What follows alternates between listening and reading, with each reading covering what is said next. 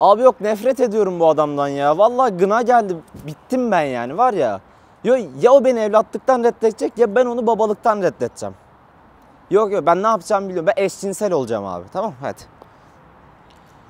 Holocaust travması yaşayan Yahudiler bilimsellik adı altında politik propagandaya başlamışlardı. Almanların Yahudilere uyguladığı şiddeti psikolojik açıdan nasıl açıklayabilirlerdi? Freudyen bir bakış açısıyla bu soruya çözüm aradıklarında demin telefonda duyduğunuz o saçma çözümü buluyorlar. Babanın otoritesini yıkmak, intikam alma duygusu, şiddet ve en nihayetinde eşcinsellik. Propaganda olarak biz bu konuyu uzmanıyla ele alacağız. Hoş geldiniz.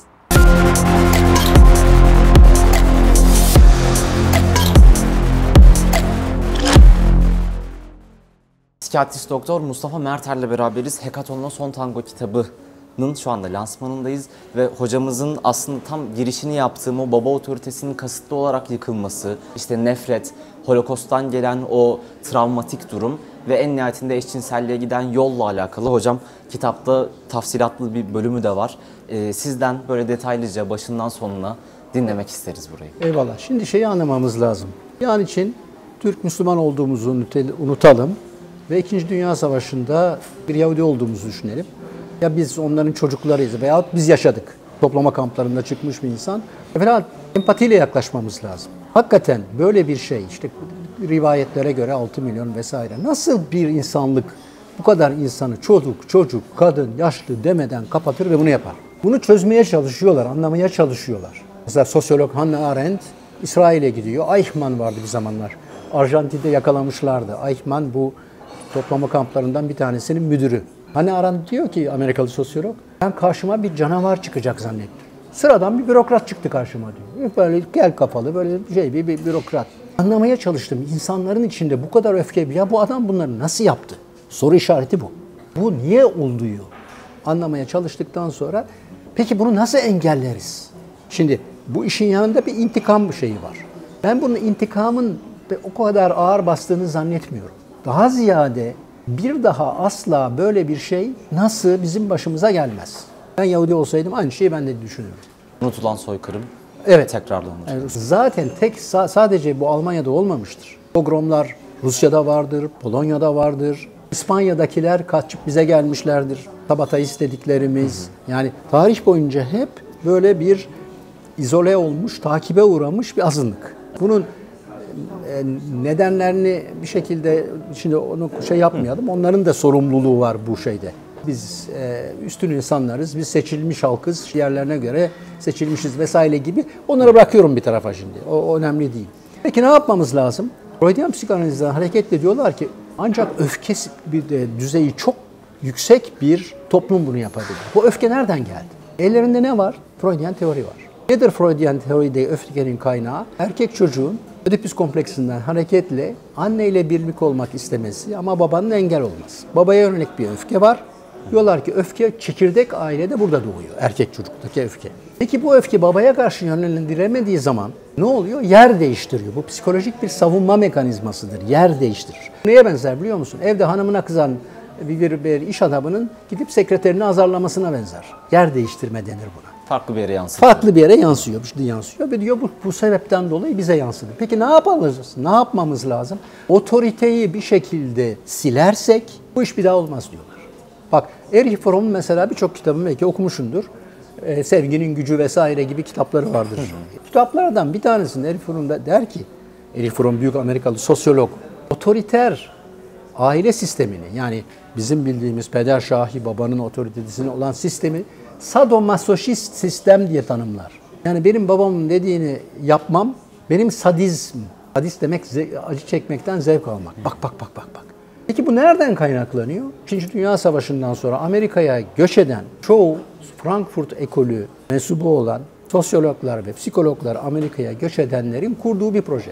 Amerikan Yahudi Komitesi bunlara görev veriyor. Otorite üzerine kitap yazın diyor. Ondan sonra kitaplar gelmeye başlıyor art arda. Bu kitaplarda baba otoritesi sorgulanıyor. Terbiyeyi zaten ortadan kaldırdılar. Values clarification'ı biraz evvel söylediğim gibi. Anne zaten yok. 3. cephe böyle devreye giriyor. Otoritenin gitmesi, baba otoritenin gitmesi toplumu dağıtıyor. Kevin McDonald diye bir Amerikalı sosyoloğun çok önemli bir kitabı var. İnanılmaz bazı farklılıklara sebep oluyor. Mesela bunlardan bir tanesi toplumun zeka düzeyi düşüyor. Bağlantıyı kurabilmen çok zor. Ben zor kurdum. Sonra anladım. Diyelim ki 5 çocuklu bir aile. 3 kız var, 2 delikanlı oğlan var. Kızlar medyanın, sosyal medyanın, Hollywood'un teşvikiyle başlıyorlar evden çıkmaya, mıkmaya, işte şöyle hayatlar yaşamaya. Babası da diyor ki aman kızlarım yapmayın, etmeyin. Bak başınıza iş gelir, miş gelir. Ve kızlar çıkıyorlar ve evlilik dışı ilişkiler kuruyorlar. Bu kızlardan hangisi böyle bir evlilik dışı ilişkiyi daha fazla kurabilir? Hangi özelliğe sahip olan? 100 sene düşünsen aklına gelmez. Bilirsen madalya veririm. IQ'su en düşük olanı. Allah Allah. Dinlemiyor. Kızım yapma. Bak hamile kalacaksın.